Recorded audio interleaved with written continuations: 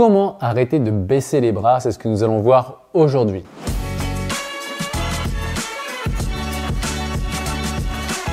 Bonjour, ici Pierre, fondateur de l'Académie de haute performance. On accompagne des sportifs et entrepreneurs à être confiants et sereins dans le milieu compétitif. Et je suis aussi auteur de plusieurs ouvrages que vous pouvez retrouver en lien dans la description. Et également, pensez que vous avez le droit de réserver un entretien offert avec un membre de mon équipe. Donc aujourd'hui, on a Fabien qui nous dit voilà, je baisse les bras au moindre obstacle, j'aimerais être un battant, j'aimerais être plus confiant, j'aimerais me voir comme un champion. J'aimerais avoir ce mental de gagnant et ne plus jamais baisser les bras au moindre challenge car j'ai toujours baissé les bras et manqué de confiance. Alors Fabien, la première étape déjà à te dire, c'est que je vais te donner ma certitude absolue là-dessus, c'est que personne pour moi est un loser, ok? Et tout le monde est un gagnant. Sauf qu'on va être un loser si on court après des priorités qui ne sont pas les nôtres et on va être un gagnant quand on s'attaque à des priorités qui sont les nôtres. Donc déjà, la première étape, c'est de te dire qui est-ce que je vois comme un gagnant, ok? Qui est-ce que je vois comme un gagnant? Et je vais prendre ces gens que je perçois comme un gagnant et je vais faire une dépolarisation inversée dessus. J'en parlais d'ailleurs, j'étais à un déjeuner ce midi avec un entrepreneur.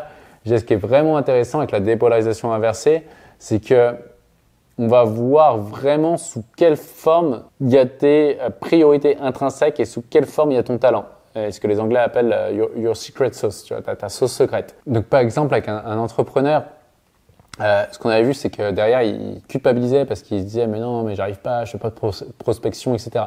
Et en fait c'était drôle parce que en comparant par rapport à qui tu perçois que tu fais pas de prospection, je fais pas de prospection par rapport à un jeune là, que j'ai vu faire des vidéos dans le métro à Londres pour vendre son produit. Ok, spécifiquement il fait quoi? Il parle de son produit. Et on a regardé sous quelle forme il le faisait et il a vu que lui, il le faisait assez souvent sous sa forme qui est de parler à des personnalités vraiment très connues au niveau public.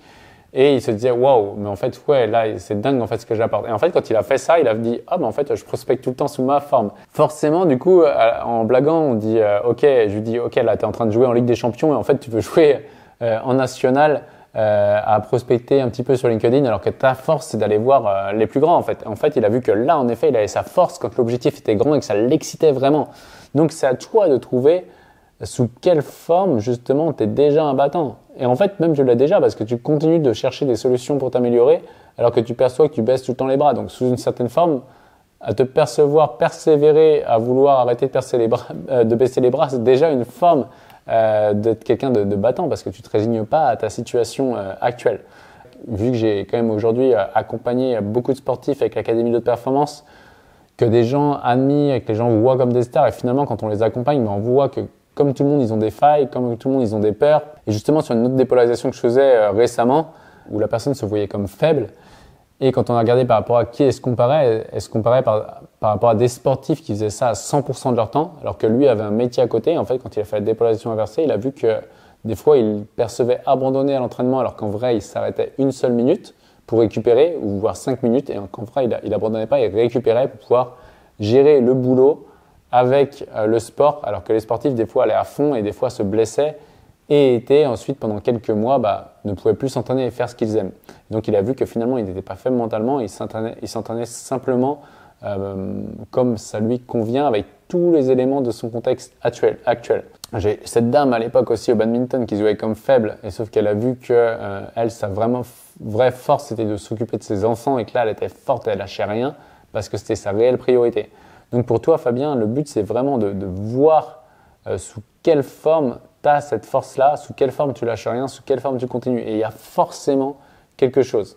Et ensuite, la dernière chose que tu peux faire aussi pour arrêter de culpabiliser, c'est d'aller voir toutes les fois où tu as baissé les bras, au moins à l'obstacle. Mais tu vas voir factuellement quand est-ce que tu as baissé les bras, bam, bam, bam, tu notes peut-être 5-6 moments.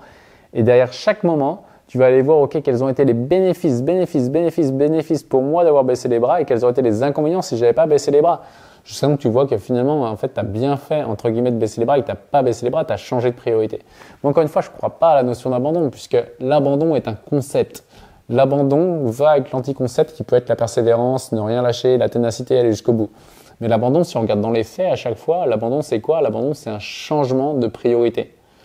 Par exemple, un athlète qui va s'arrêter sur une course il n'a pas abandonné, il a changé de priorité. Peut-être qu'il a préservé son bien-être plutôt que de continuer dans quelque chose qui allait peut-être le blesser, ou qu'il a préféré ralentir et moins se faire mal plutôt que de se faire de la douleur physique. Mais abandonner n'existe pas, c'est juste se poser les questions, quelle est ma priorité?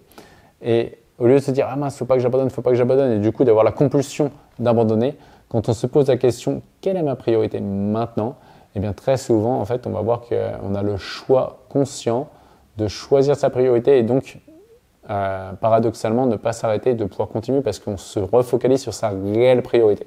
Pour arrêter de baisser les bras au moindre obstacle, simplement arrêtez de vous comparer déjà. Choisissez des objectifs qui vous inspirent à travers votre système de priorité intrinsèque. Et quand vous êtes connecté à ça, voilà, ça va fuser en gros. Faites des dépolarisations inversées par rapport aux autres que vous percevez plus grands et aussi les dépolarisations classiques pour vous autoriser à exprimer ce que d'autres peuvent percevoir comme de l'arrogance. Et enfin, pour aller beaucoup plus vite à ça, moi je t'invite vraiment Fabien à prendre un rendez-vous avec quelqu'un de l'équipe pour pouvoir échanger, en parler. Le premier rendez-vous est offert et on verra si on peut t'aider à aller plus loin et plus vite surtout pour que tu ailles chercher ce battant en toi et développer, comme on aime le dire à l'Académie de l'Auto-Performance, une identité gagnante. Et voici pour aujourd'hui, pensez selon la plateforme sur laquelle vous êtes à liker ou alors à noter ce contenu et aussi pensez que si vous avez envie d'aller beaucoup plus vite, beaucoup plus loin, vous pouvez réserver un entretien avec un membre de mon équipe. Et enfin, rappelez-vous, l'important n'est pas ce que vous faites mais qui vous devenez. Ciao!